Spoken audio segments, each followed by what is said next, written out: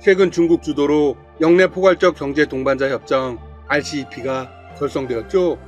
소식이 전해지자 미국의 바이든 당선인은 RCEP를 강하게 견제하고 나섰습니다. 이는 바이든 행정부가 출범도 하기 전에 중국과의 주도권 싸움을 노린 것으로 분석되고 있습니다. 바이든 당선인은 자택이 있는 델라웨어주 웰밍턴에서 기자회견을 열어 민주주의 국가들과 연대해야 한다고 강조했습니다. 그리고 한국을 비롯한 전통 우방국을 중심으로 반중 세력을 다시 규합하겠다는 의사를 내비쳤습니다. 미국의 압박은 경제 분야에서 그치지 않습니다. 미 해군은 태평양에 배치한 핵 잠수함의 화력 보강을 추진 중이라고 밝혔습니다. 신형 토마호크 미사일 등 사거리가 긴 미사일을 장착하고 하푼 대함 미사일과 장거리 대함 어뢰를 추가 도입하는 시기입니다. 이유는 역시나 중국입니다.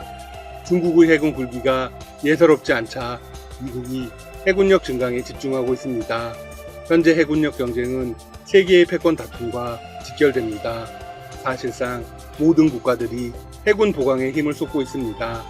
미 의회 연구원이 최근 발표한 보고서에 따르면 중국 해군은 이미 수량면에서 미 해군을 앞섰습니다.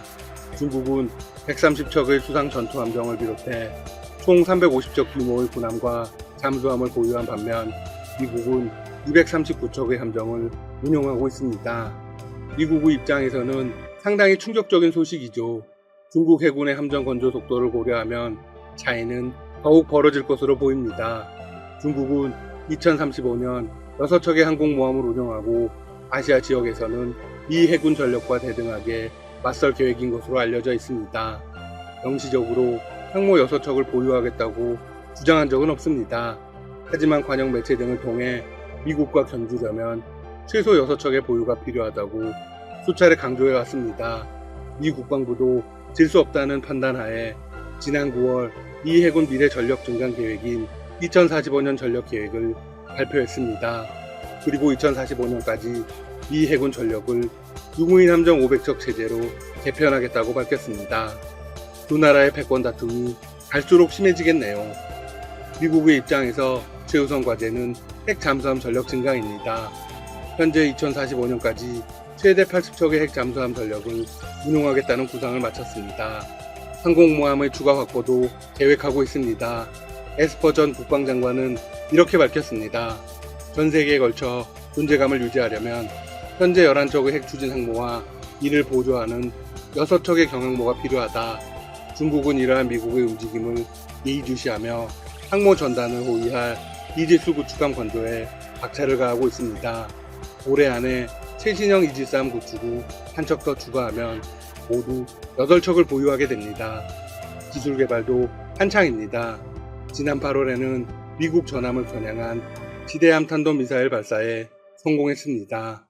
이를 두고 중국 내부에서는 미국의 도발에 충분히 대응할 수 있게 되었다고 평가했습니다. 역시 중국다운 허풍입니다. 한편 중국 입장에서는 상당히 난처한 일이 벌어졌습니다. 바이든 정부가 미셸 플러노이를 국방장관으로 등용할 경우 양국의 해군력 경쟁은 더 격화될 수 있기 때문입니다. 플러노이는 1990년대부터 국방부에 몸담은 대중 초강경파 인사입니다. 그는 지난 6월에 이렇게 주장했습니다. 미군은 남중국해에서 중국의 모든 함대를 72시간 안에 괴멸시킬 능력을 보유해야 한다.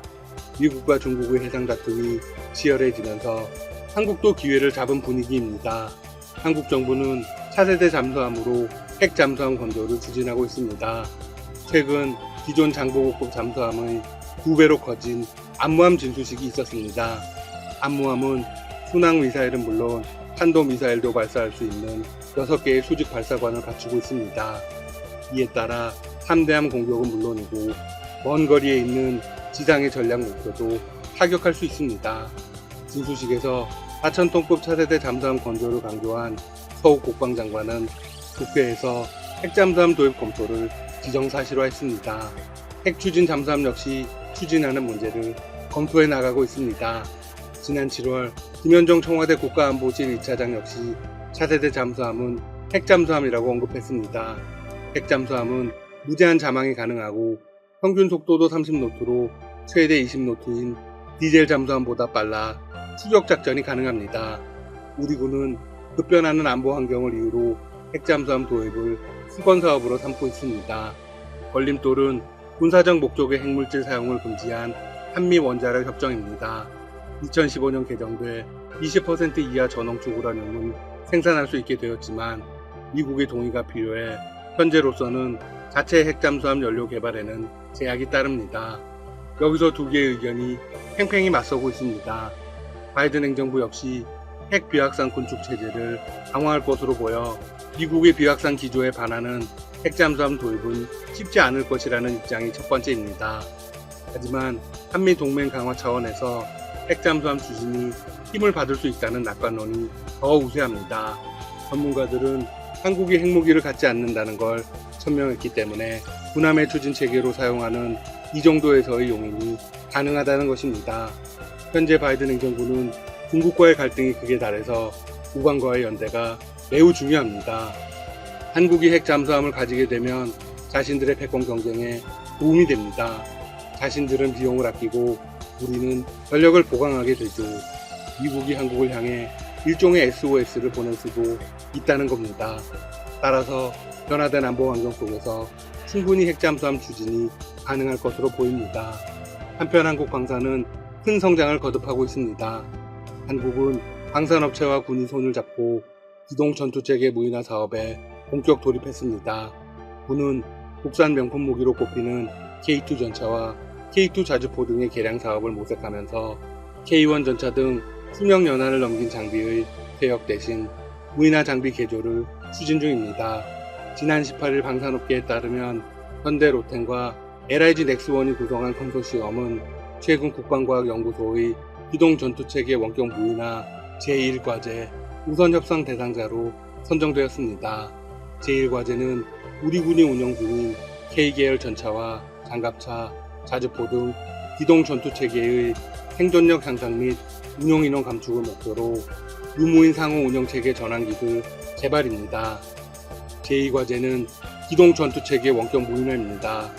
우리 군의 전차 부분을 책임지는 현대로템이 우선 협상 대상자입니다.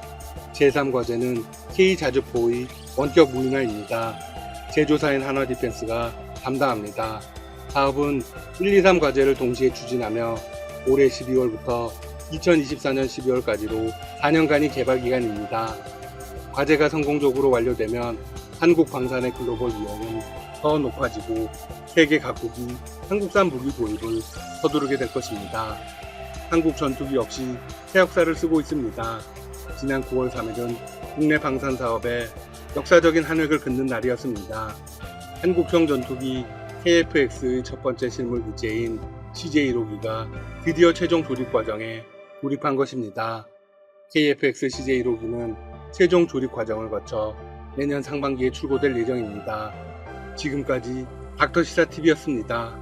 여러분 시청해주셔서 감사합니다. 구독과 좋아요 부탁드립니다. 올해 12월 들어 첫날인 1일 오후 3시께 도쿄 JR 신주쿠 역앞 광장에서 일본 극우단체들의 혐한 반환 집회가 시작됐다. 집회 주최 단체는 일본의 권리를 지키는 시민 모임 도구코 부수의 일본 국민당 등으로 주최 측 참가자는 많아야 20명을 넘지 않았다.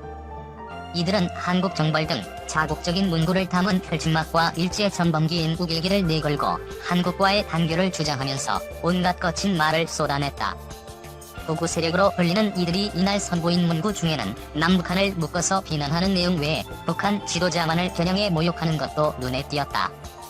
그 대표적인 것이 납치돼지도 수폭돼지도 한국민이라는 비하 표현이었다. 이 문구 아래쪽에는 김정은 북한 국무위원장과 선친인 김정일 국방위원장의 작은 사진을 넣어 누구를 타깃으로 한 표현인지 알 수 있게 했다. 집회가 시작되고 나서 경찰로 둘러싸인 극우 인사들의 주변에는 맞불 시위에 나서는 더 많은 사람이 모였다. 어림잡아 100명 이상은 돼보인 맞불 시위자들은 저마다 준비한 핸드마이크나 손팻말을 들고 극우 세력의 혐오성 추정에 제동을 걸었다. 이들이 던지고자 하는 메시지는 단순 명료했다. 민족 등의 차별을 조장하는 발언이나 행동에 반대한다는 것이었다. 한 참가자는 우리들이 차별을 없애지 않으면 차별이 우리 사회를 파괴한다는 문구의 손팻말을 들었다. 다른 참가자는 차별주의자는 사회의 쓰레기라고 적힌 팻말을 흔들면서 우익 세력의 움직임에 반대한다는 입장을 강하게 드러냈다. 우익 집회 참가자들은 이날 오후 3시 15분께부터 야스쿠니 신사청소봉사회를 이끄는 일본 국민당 스즈키 노부유키 대표의 얼굴 포스터가 붙은 선전 차량을 앞세우고 행인들로 크게 붐비는 신주쿠역 주변 도로에서 1시간가량 반환 시위를 펼쳤다.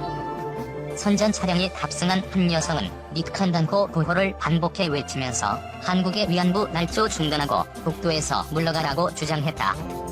아베 정권에는 한국과의 군사정보보호협정을 중단하고 한일기본조약도 파기하라고 촉구했다.